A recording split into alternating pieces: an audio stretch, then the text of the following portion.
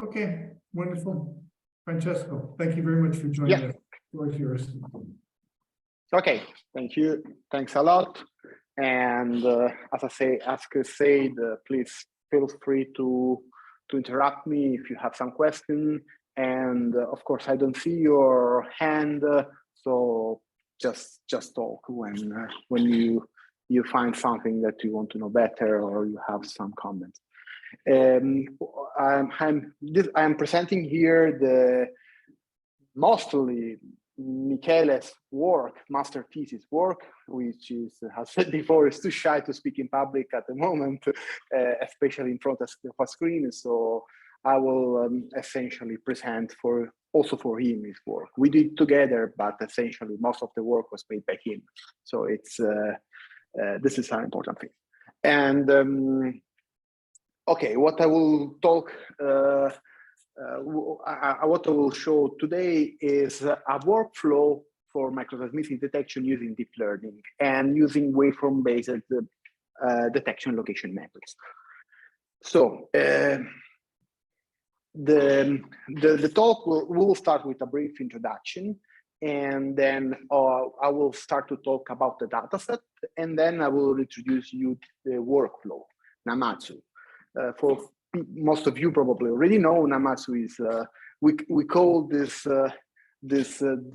toolbox Namatsu in honor of the giant catfish Namatsu that in Japanese mythology is causing earthquakes when it shakes essentially. So it's a small. In our toolbox, each tool essentially is related to a god that is related to earthquakes. We have Loki, we have Hades, and we have now Namatsu. Then after introducing Namatsu, we will show the results, first with synthetic data, then with the real data, and then just the conclusion, the limitation of the methods, essentially the work in progress and the future development. Let's start with something that it's sometimes we just forget.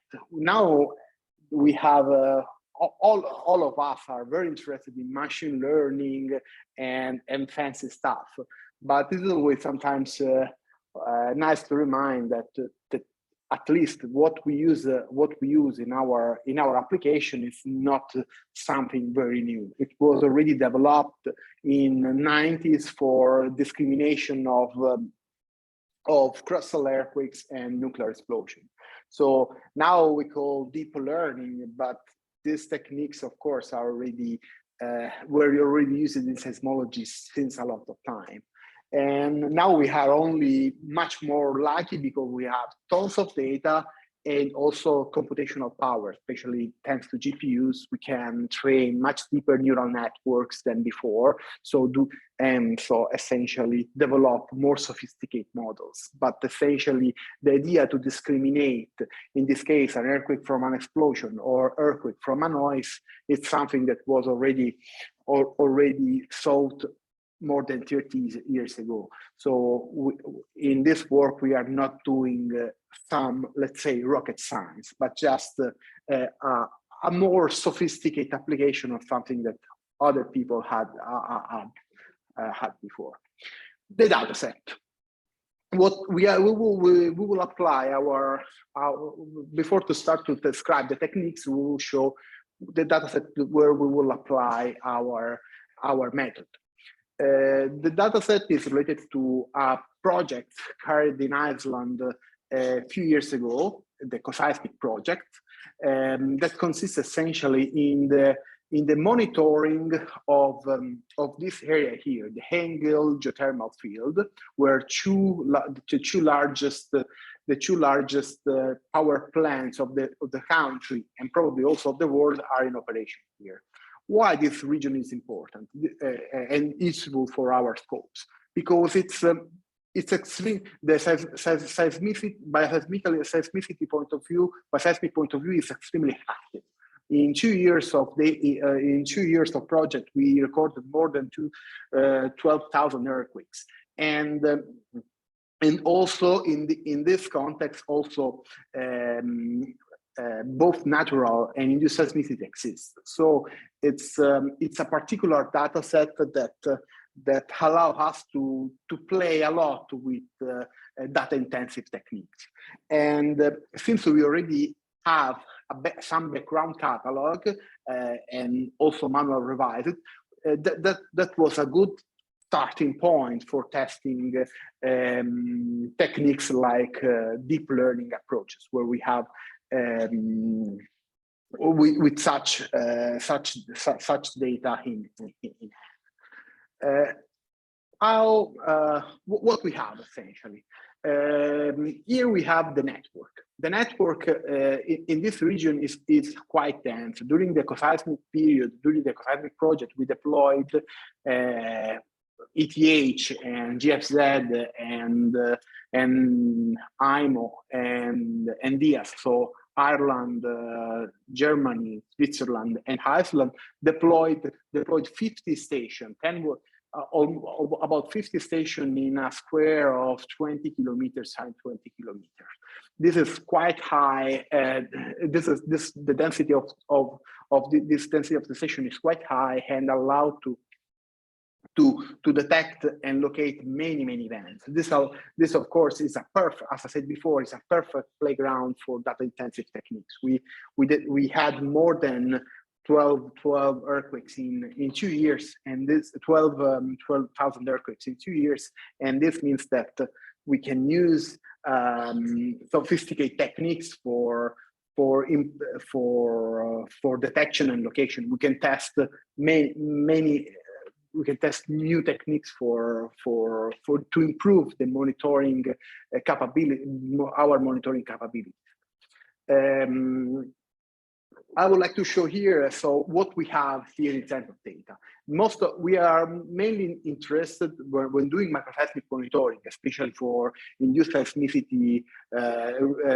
For induced seismicity monitoring, we are more interested in local earthquakes that are within our network. And microseismicity.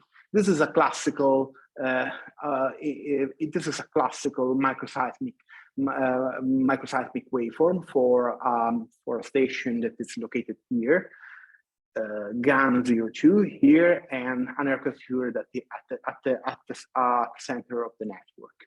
And this is the classical noise. So our problem here is essentially try to recognize this kind of waveform from this kind of waveforms. This is a binary classification problem that is in some way quite easy to solve, but depending on what we plan to use as input data for our neural networks. And for this reason, I will, starting from this point, the problem, discriminating this from this, I will start to introduce our detection workflow works, and what is the main feature that differentiate this approach from the others that you have seen probably in the literature.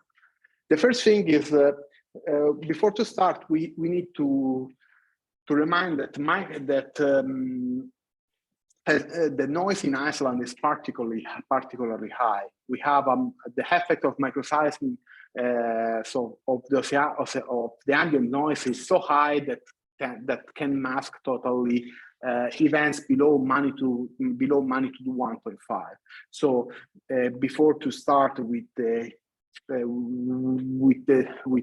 training our network, training our detector, we started to analyze the noise, to model the noise, and preprocess our data. This is a magnitude 1.2, and before and after high pass filter. You can clearly see that without filtering, the noise is dominant. The oceanic noise is dominant and totally mask the signal, the earthquake signal. So this means that in the first step that we use to process our data is an high pass filter, almost systematically even before the training. Then what our aim is to model seismic noise, because in principle, what we would like to do is to develop a deep learning approach that is trained not on real data, but it's trained on synthetic data. Why this? Because generally, especially for microseismic monitoring operation, what we deploy new network and we don't have data for that. So essentially, if you use data models extracted from other regions, this is not. We are not sure that these approaches will work for a specific application, because maybe we can. Of course, now there is with transfer learning, you can move from. You can train your data in one environment and try to use it to other environments. But when you have a very small application, if the trained data set available are very different from the ones that you are applying, transfer learning may not work as we expect. And since we would like to develop something that is developed ad hoc for the application, we thought, okay, could we try to use synthetic data to train our neural network and then apply this trained neural network with real data. Okay, this is what we will try what I will try to show here in this presentation. And we start by modeling the noise, because the first step to produce realistic synthetic data is consists in the modeling, in the noise modeling.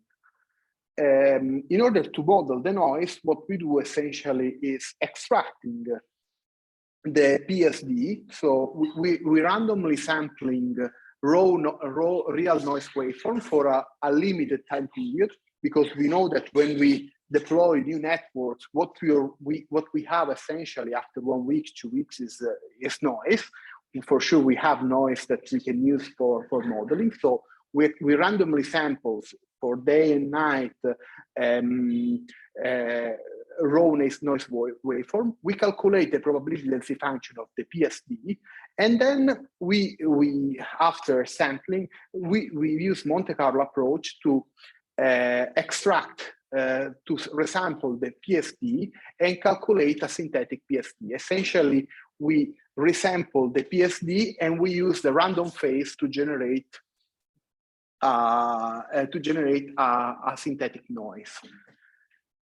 Of course, there are problems. There is we have Howry variation of PSD. This is a sampling of only PSD variation at 8 Hz, and we can see that modeling this noise is not very easy, because it's in this case we have several maximum, and the PS and also the finding the resampling the noise is not trivial as we saw. In this case, we see almost a unimodal distribution of the noise, but generally this is not a unimodal distribution. We have a multimodal distribution. So we follow an approach that is based essentially on bootstrapping, and so a pure non-parametric approach for sampling the PSD. Once we extracted the PSD, we use the random phase to generate our random noise waveform. Here you can see the random noise. One is the real one, and one is a synthetic one. Actually, I don't recall which one is the real one and the correct and the synthetic one, but you can see that they have essentially the similar statistical properties, and this means that at least in terms of in a stochastic way to reproduce noise, this is something that is feasible and produce actually also nice results. The problem for the waveform is a little bit different, because while we are able to produce seismic noise in a stochastic way that is also that well resemble the real case, simulating seismic waveform is something, it's a little bit different. Here you can see the local waveform, the waveform for the local earthquake that I introduced before. And if you can see the best for the same epicenter and focal mechanism, you can see using the essentially a propagator matrix, what we get in terms of synthetic data. This is probably, it's a better, in some way, yeah, we have an arrival here with P and S, but it's, you can see that it's extremely different. The signals are extremely different. I cannot use this waveform for training and get this training my data model with this data. It will never work. I will never be able to catch events like this. There is too much difference. Even if I had realistic noise, the difference between the complexity of the true wave of a real waveform is cannot be easily modeled with unless I don't have 3D models and so an high frequency green function, which is something that it's not really easy to produce. And so the idea is, okay, can we generate some surrogate, some other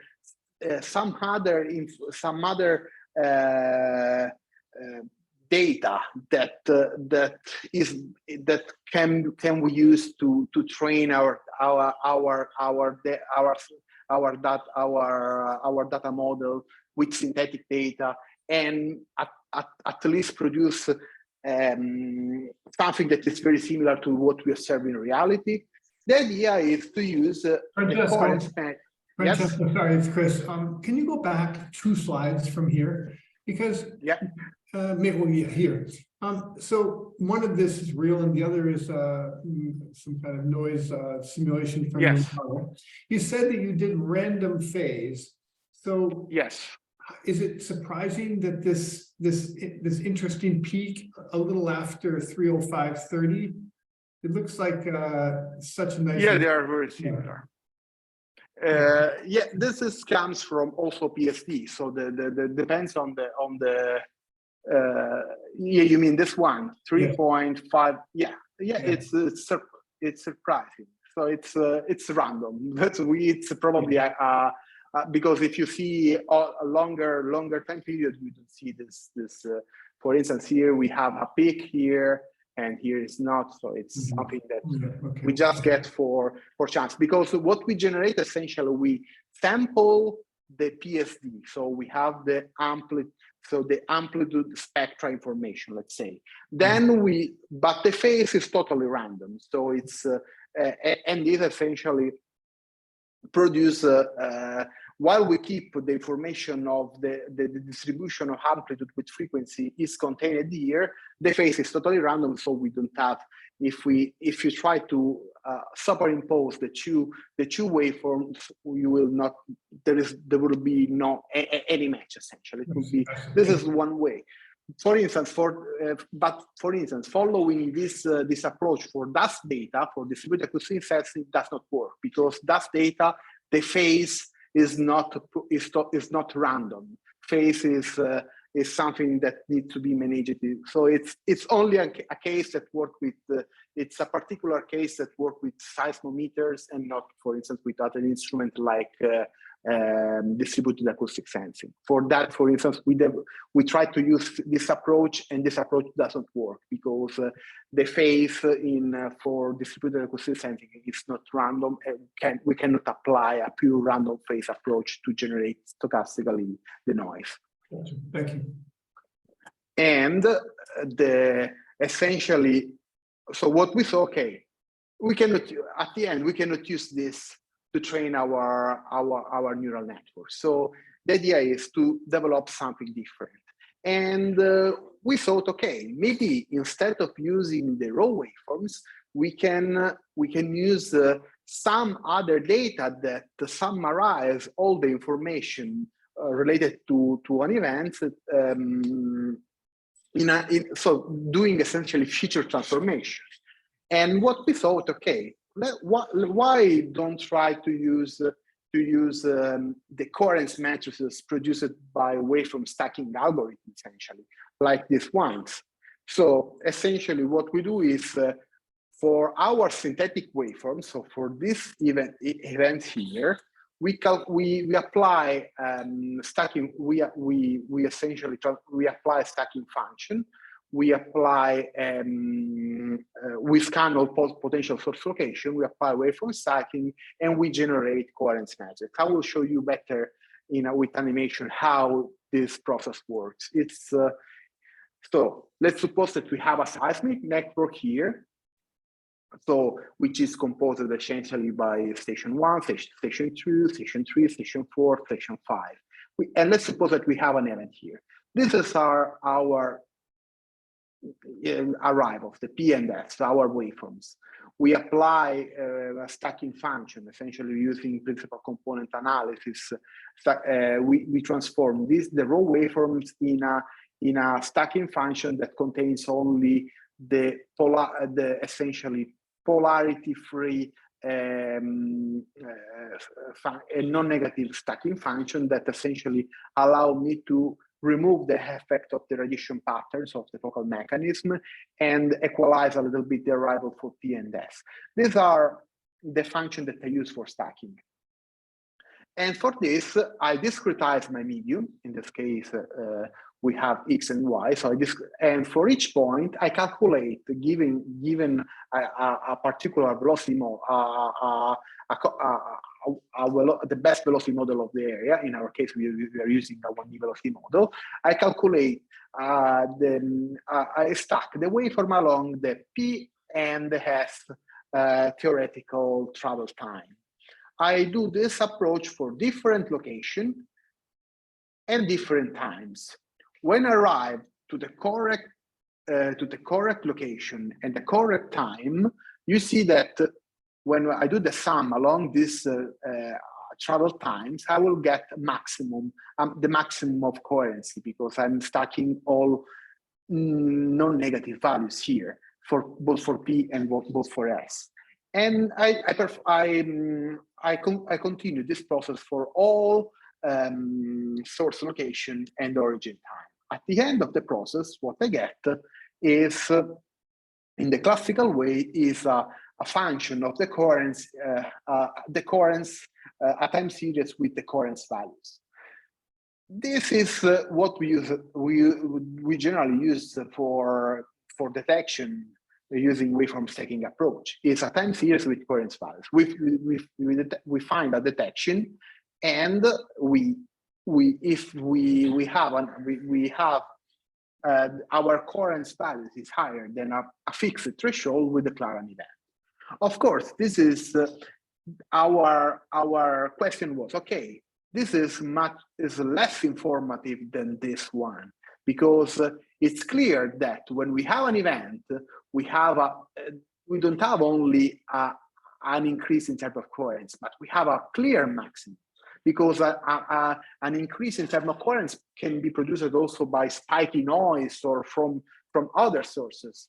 And while when we have an event, we have coherence. So this means that we have a clear maximum in the coherence values. This means that what we have to do is simply discriminate this image from this one. Essentially, when we have noise, we have low coherence values distributed along the entire source, the entire volume, or essentially we could have blurred or many maxima. But when we have an event, we have a clear maximum that is that was maximum correspond to the epicenter location, in this case the epicentral location of the event. So now we restricted our problem to image classification. So we would like to discriminate this image from this one. And so this is quite easy in terms of because for this event here, for instance, we can simply reconstruct a coherence matrix that this is a real coherence matrix and how it looks like. So recognizing this from noise one, it's quite trivial. So the idea, the basic idea was, okay, instead of using directly the waveform, we can use this information here, and because for an event we have something like this. For the noise, we have something like this. And this is why it's important to model the noise, because if our aim is to produce, while it's easy in our case for synthetic events to produce this kind of coherence matrices, producing noise coherence matrix that well resemble a realistic case require the noise model, sophisticated noise modeling. For this reason, we needed to model noise. And this is how it looks like, a real versus a synthetic coherence matrix for an event, for a local event. You can clearly see that they look similar. Even the most simple convolutional neural network will be able to catch the pattern and recognize the features that characterize these two figures. So, and one is a real coherence matrix, and one is the synthetic one. Actually, also in this case, if I remember correctly, this is a synthetic one, and this is the real one. But you can. It's very challenging to distinguish which one is the real one and which one is the synthetic one. It's challenging for us, so it's this means that probably it's very easy to recognize this from this. So, and for the noise, it's the same. With modeling the noise in the way that I already introduced you, allow us to produce coherence matrices that will reproduce the patterns of the real ones. In this case, we have real data and the real coherence matrices and synthetic ones. So how our algorithm works now. We have all the elements to essentially tell the network to recognize these things from these things. And most important, we can use in both cases, both for synthetic events and for synthetic noise coherence matrices, you can use our synthetic data and then apply with real data. So how our algorithm works. So we first generate synthetic events of noise, continuous waveforms. We apply essentially Loki to convert these raw waveforms, the waveforms in coherence matrices, and we use the coherence matrices as an input for a convolutional neural network, actually a ResNet type CNN. And finally, we perform on-strained with synthetic data. We can essentially classify an event from the noise, and this is essentially what we call the detector.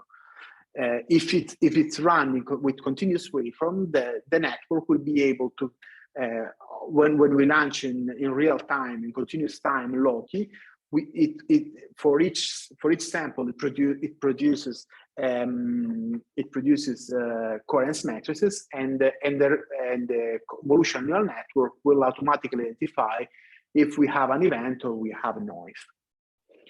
Now let's see some results.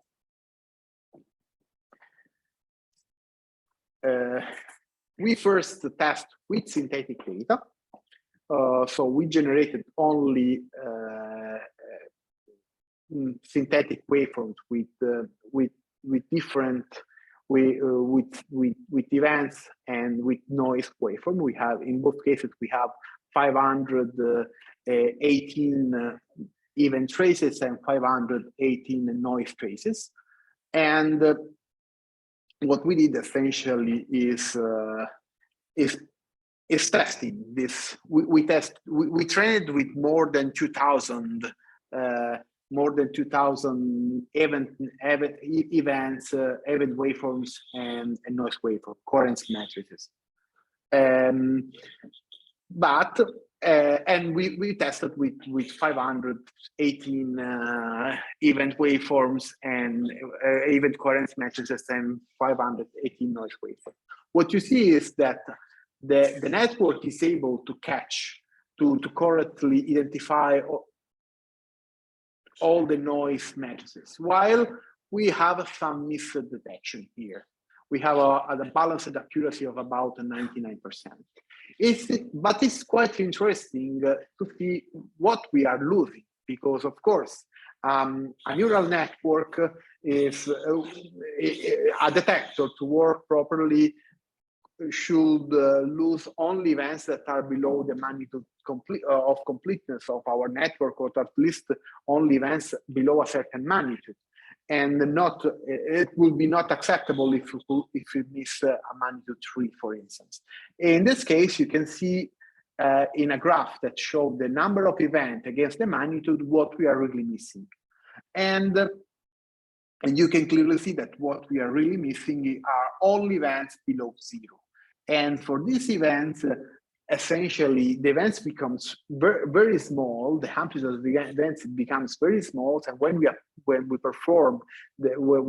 calculate the coherence matrices, what we get essentially is a coherence matrix that is where the noise is dominant. So essentially, it has problem identify. So it can get confused to recognize that this is a noise from the that this is an event instead of noise. And so this is what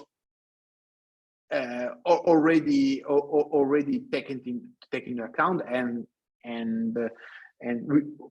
we was already, this is what we expected, essentially. This was already expected, this behavior. Francesco, yeah. Sorry, this is Chris. I have another quick question.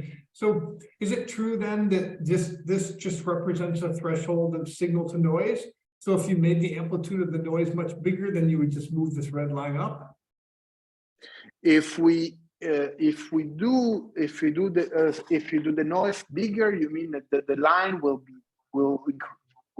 move to higher magnitudes, essentially. So right. This is the line is only the maximum magnitude for which we start which our networks start to get confused. Mm-hmm. So it means that for there are only few events, but the maximum magnitude at about magnitude 0. Below magnitude 0, sorry, our networks start to get confused, because the noise level, this is also depend on where the events are, because we can have, of course, if an event is very close to is in the center of the seismic network, of course, we don't have this problem. But for an event that is maybe far away, of course, the noise is dominant because we have lower amplitudes, and when we calculate the coherence matrices will be more similar to the noise coherence matrices instead of the event of one that is related to the event.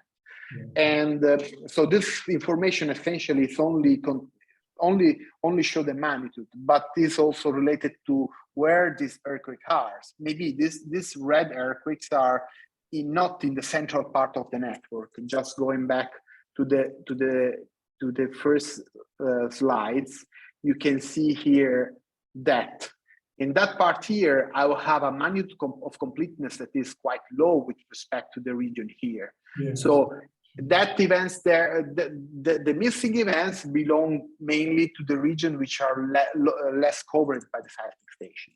So this is, as I said before, with synthetics is something that was already expected, and that confirmed that our works, that the method works correctly.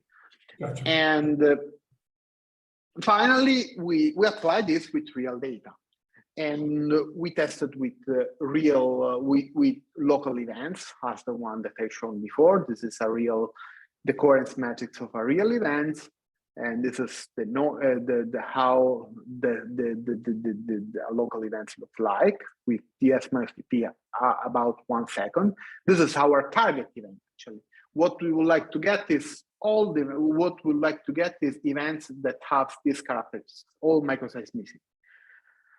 This is, but we also, our network unexpectedly, I will say, because this is something that we in principle say, okay, in principle we should not get these events, but we are also able to get regional events, because of course events that are outside the network are mapped in the coherence matrix with a blurred maximum, but still a clear maximum. So our network still recognizes that this pattern is related to a seismic event and not a pure noise. And so we get also this, we are able also to get even regional events if you are, or events that are outside the network, if it's not far away. If teleseismic events, maybe we are not able to catch them. But one interesting feature, for instance, for the future development of the method is automatically classify the events that are outside the network from the ones that are inside the network and that we are more interested. And finally, this is the noise waveforms. We are able to properly identify noise waveforms. We apply at the moment this approach for only a few hours of continuous data, because we need to optimize the loci parts, so the waveform stacking approach that allow us to detect events.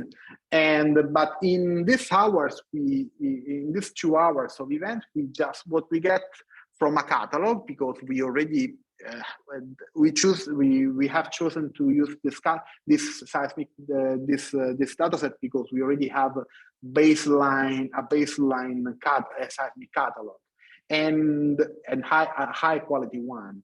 There is a manual one and one that we determine with SizeComp, an automated one. In both cases, we have much more control. We have control on the data that we are using, so it was a fair comparison. During these 2 hours of data, what we get is in the original catalog we only get 4 events, nothing more. So while actually our deep learning catalog identified 33 events, one false event, 5 local events, so 1 more with respect to the original catalog, and 28 regional events. Of course, 28 regional events are something that in our catalog are not seen because probably because SizeComp was tuned to catch only we already filtered out the regional events with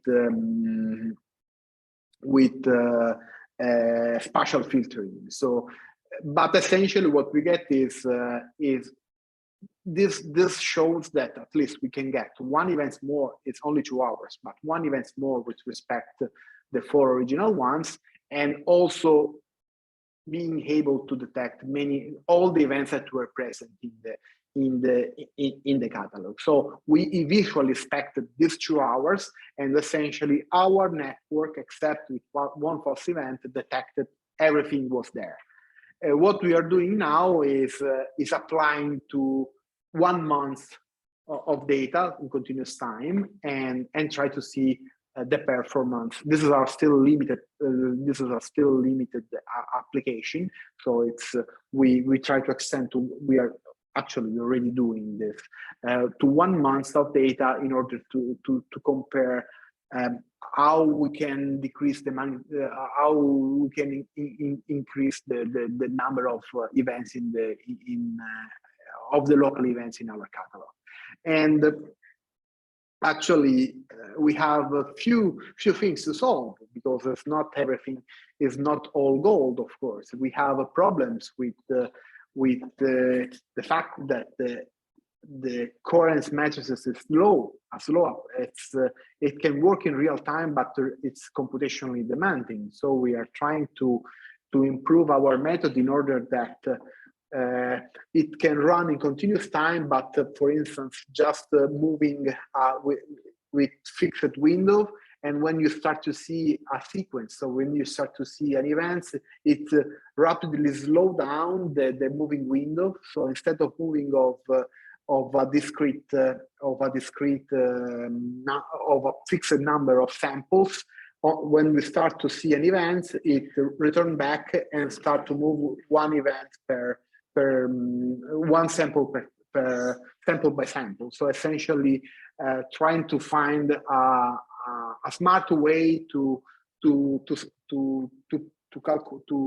apply in continuous for long time windows the approach. And then another problem is that of course it's events that are very close to each other, and they maybe can have two clear maximum within the coherence matrices. This is something that is already something that was not already solved in general waveform stacking problems, and it's something that for sure we can directly recognize with convolutional neural network. Identify that in one window there are two events instead of only one. Actually, when we have intense seismic activity, we have events that are even overlapping each other, and this is actually with the current techniques is almost impossible to separate, because you just detect one event, and then when you go to look at the waveform, you see that there are two events. Actually, we believe that with this approach, is it possible to separate these two events, because they essentially produce two different clear maximum in the coherence matrix. Of course, it's everything is still in development, but we believe in some way that this approach could be useful, because we don't need a priori data. We can train the detector totally with synthetics, so we don't need, and so we can deploy the approach to any new networks, for any microseismic network. And this is something that is an advantage, because it's sometimes when we deploy a new network, especially for microseismic monitoring operation, very small network, current existing trained network does not work with such small scale application, and we only need the noise. But noise is it's quite easy, because you just record for a few days, and then you have enough data to model stochastically your noise. So I think it's we are getting some interesting results, and hopefully Michele will finish his work soon, before to start his PhD. Thank you. Francesco, that was a fabulous talk. Thank you very much. I'll invite everybody to unmute your camera on if you'd like, and join me in thanking Francesco for a great talk.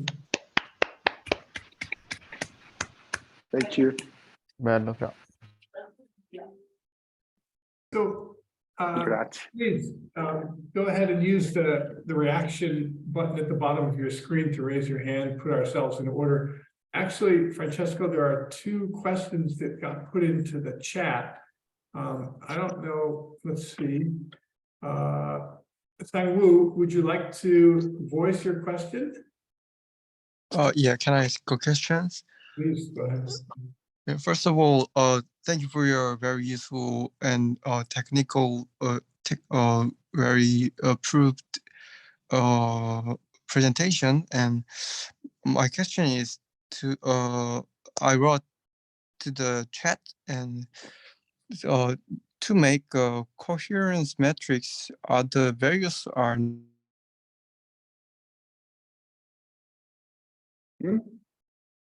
I don't see anymore. I don't hear anymore. Oh yeah, are the values are normalized value? Because I think there are maximum value are all of the coherence matrix are 1 in the column map. Sorry? Francesco, he's asking about the normalization for the. Yeah, I just forgotten this. Yeah, it's normalized from 0 to 1, the cross correlation. So you can, in this case, I'm showing here color-coded coherence matrices, but we generally use since it's normalized between 0 and 1, we can use you can use the grayscale. So when we train this, we use grayscale coherence matrices. So, but before we normalize between the maximum of the coherence matrix. The coherence matrix is the output is always normalized. The maximum is normalized to 1. Then the normalizing is the more appropriate for the training neural networks, because I think the noise unnormalized noise metrics should be show low coherence, so it can be useful value. I thought value can be the useful thing to training. Yes and no. Yes and no, because the noise waveforms generally have a lower, of course, have a lower coherence, but sometimes you have 1 station, 2 stations that have a spiky noise, so incredibly high values of noise. And this, of course, will produce extremely high coherence values, even if you're using 1 station. And this, of course, occurs many times, especially because when you have gaps and you start to, you have a abrupt starting again of the trace, and when you apply STA, LTA, or similar statistics to calculate the stacking function, and this will have extremely high values that will dominate your coherence matrices, even if it's noise. And this is the reason why we use it before. We try to use an approach without normalizing the noise, but it's not. The results are worse than the ones that we are using with normalizing the coherence matrices. At the moment, what we get, the best results that we get is between normalization and non-normalization. Actually, we get much better results. We use using normalized coherence matrices. Thank you anyway for the interesting question. Oh, thank you for your answer. Sophie, why don't you go ahead, and then we'll invite Kong Wong if you'd like to voice your question too. Yeah, sure. Thank you. Let's have Sophie go first. Okay, thank you very much. Thank you very much for your talk. That was very interesting. And I have a very simple question, probably. I was wondering whether you have compared your method, which is clearly multi-station, and in that case, interesting, with more standard single-station methods, such as PhaseNet or whatever, that you would then, I don't know, maybe stack together the results or just do an ensemble method after, and what are like the drawbacks and the interests of using such a coherence matrix approach. Thank you very much. Thanks a lot for the question. Super interesting question.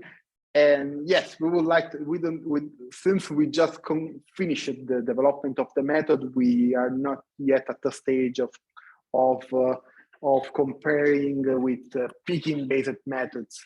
And it will be very interesting, actually, because this is something that at the end probably can tell us if this method works better or is equivalent or worse than other approaches. And of course, this will require a testing, and probably a testing on larger data set.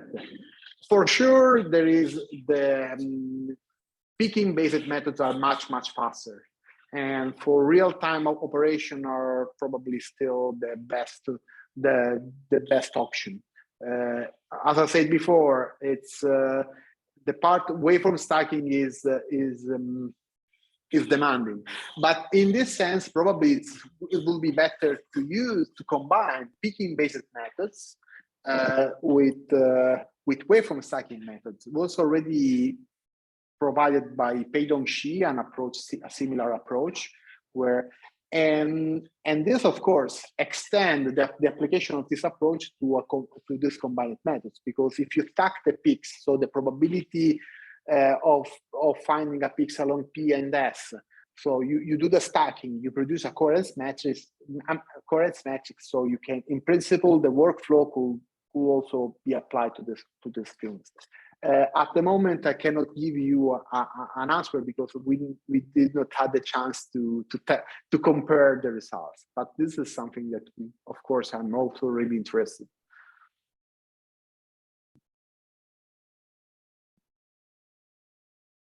Thanks. Sophie, do you want to follow up? Or are you happy? No, I just want to say thanks for the answer and good luck for the for the work. Great. Kong, you have a question, please go ahead. Yeah, hey, hey friends, very nice talk. So I think I just mixed the detection and the location actually. But okay, so for about the use of waveform stacking, I think you're like one of the main advantages is to get the locations of a lot of the small magnitude or the low noise signal noise ratio, the events, right? So but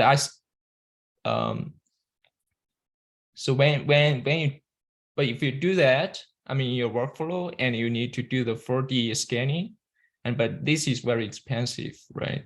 So I think your target is to try to get if it is an event, right?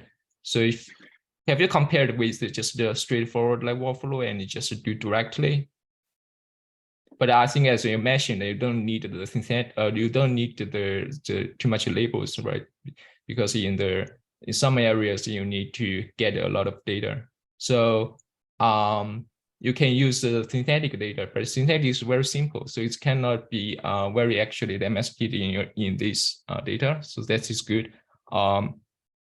My question, I think, is sometimes, and it's very hard when you use in the small magnitude or low signal noise ratio, and it's very hard to avoid the effects, those the noise and the storm, the scatter waves. So have you tested on the larger like data set with the small earthquake or low signal noise ratio, the data how that perform?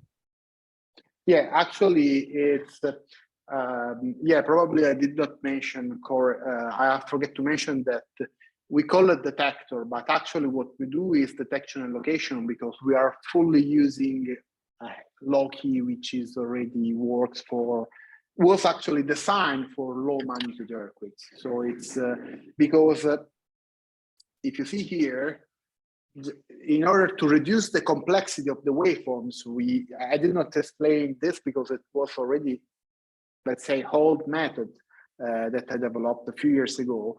It's essentially we transform a raw waveform that can contain, for instance, they have the radiation pattern effect, they have scattering, with a simplified version of the waveforms that contain only P and S phases. And this, of course, reduces the complexity of the waveform. That's the reason why we use it low-key for location of low magnitude events, picking free approaches. Of course, when we apply this detector, we are using what we see here is a coherence matrix on X and Y. I forget to mention that this is not pure X and Y, but this is a 3D matrix where each point is the maximum along the Z direction. So what you are seeing here is a projection of an extraction of the maximum for all the Z. So it's at the end, when we do the detection, we already have our catalogs already produce a location. So it's the detection and location. I call it detection because So the location is based on the coherence here, right? You have a threshold to get there. Yeah. But the thing is, and because of the double coupled radiation, the pattern, and the May energy cannot be really focused on at the right place. Now, how could you avoid that in the traditional stacking? It's because this is the reason why we are using stacking, non-negative stacking function. Because of course, if I stack the waveforms directly, I will have the effect of the radiation pattern. So let's suppose that we have a normal fault here, perfectly vertical. If I have a station here, symmetrical, another station here, I have two exactly the same waveform, but with reversed polarity. If I stack, I will get the stacking trace will be 0. But by using the non-negative stacking trace and essentially doing an equalization of scheme that is it's described in the SRL paper, this remove the effect of the radiation pattern. So what you get is always a maximum that corresponds to the hypocentral location. Okay, got you. So is the envelope or the absolute? It's a mixture of things. It's a principal component analysis. So we use the maximum eigenvalue of the instantaneous covariance matrices, and then for this we apply the STA LTA for both for P and for S. Nice. Okay.